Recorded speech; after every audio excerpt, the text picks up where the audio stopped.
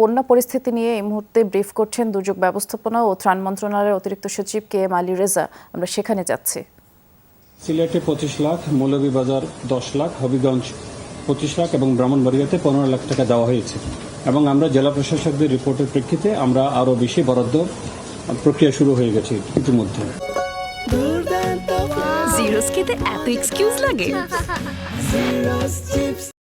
পর্যাপ্ত পরিমাণ চাল এবং শুকনো এবং অন্যান্য খাবারের বরাদ্দ দেওয়া হয়েছে।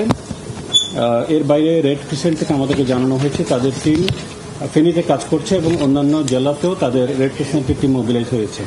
আর আপনাদেরকে যেটা বলেছি, সেনাবাহিনী, নৌবাহিনী, কোস্টগার্ড, বিজিবি সহ সকল টিম সমন্বিতভাবে জেলাগুলোতে কাজ করছে। এই হচ্ছে আমাদের আপডেট। আর আমরা ছকটা আপনাদেরকে এই মিটিং শেষে আমরা দিয়ে দিতে পারবো। এই কয়টি জেলায় মোট বরাদ্দের পরিমাণ হচ্ছে 1,82,00,000 টাকা ক্যাশ টাকায়। 1,82,00,000 টাকা। এটা হচ্ছে তাৎক্ষণিক দেওয়ার জন্য এবং চাল হচ্ছে 13,650 মেট্রিক টন। এটা শুধুমাত্র 8টা জেলারটা বলছি। অন্যান্য জেলা যেগুলোর এফেক্টেড রিপোর্ট আসবে আমরা তখন তাদেরগুলো আবার আপনাদেরকে জানিয়ে দেব।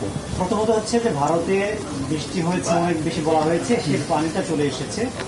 আর দুর্যোগ মোকাবেলার ক্ষেত্রে আপনাদের পূর্ব প্রস্তুতি ছিল কিনা, নাম্বার ওয়ান। আরেকটা হচ্ছে যে যদিও আপনাদের মন্ত্রণালয় না, পানি আর আলাদা মন্ত্রণালয়, তারপরেও এই দুর্যোগ নিয়ে বাংলাদেশ যে ক্ষতিগ্রস্ত হচ্ছে ভারতের সঙ্গে আপনাদের যোগাযোগ হয়েছে? আমি প্রথম শেষেরটা উত্তর দেই। সেটা হচ্ছে যে আমরা কিন্তু বেশ কয়েকদিন আগে আমাদের আবহাওয়া অধিদপ্তর থেকে আমরা জানতে পারি যে আসলে বন্যার আশঙ্কা আছে কি আছে না, সে ফোরকাস্টিং এর উপর বেসিস করে কিন্তু আমরা প্রস্তুতি নিয়েছি। আমাদের কন্ট্রোল রুম চালু হয়েছে। আমাদের যে এসওডি অনুযায়ী যে বিভিন্ন পর্যায়ে যে কমিটিগুলি থাকা দরকার, জেলা পর্যায়ে, উপজেলা পর্যায়ে, ইউনিয়ন পর্যায়ে, সেগুলো কিন্তু সক্রিয় হয়েছে। আমরা ওই কাজটা করছি এবং আমার সহকর্মী যে বললেন যে ত্রাণ বিতরণ, সে কাজটাও কিন্তু আমরা এই বন্যা ঠিক শুরু হওয়ার আগেই কিন্তু আমরা পাঠিয়ে দিয়েছি। সে কাজটা আমরা করেছি। আর প্রথম যেটা বললেন আসলে সেটা আমার মনে হয় যে পানি সম্পদ মন্ত্রণালয় তারাই বলতে পারবে যে প্রকৃত কারণ কি, যোগাযোগ কিভাবে হচ্ছে। এই বিষয়টা আসলে আমাদের কাছে মনে হয় যে এটা আমাদের একটাভুক্ত না।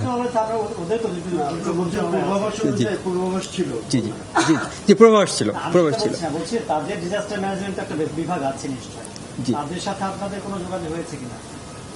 আমাদের ওভাবে যোগাযোগ হয় না। আমরা আবহাওয়া সংক্রান্ত যে সমস্ত রিপোর্ট দরকার সেই রিপোর্টিংগুলি আমরা আবহাওয়া অধিদপ্তর থেকে পাচ্ছি, কিন্তু ভারতের সঙ্গে এই পানির বিষয়ে কি যোগাযোগ হয় সেই যোগাযোগটা আসলে আমরা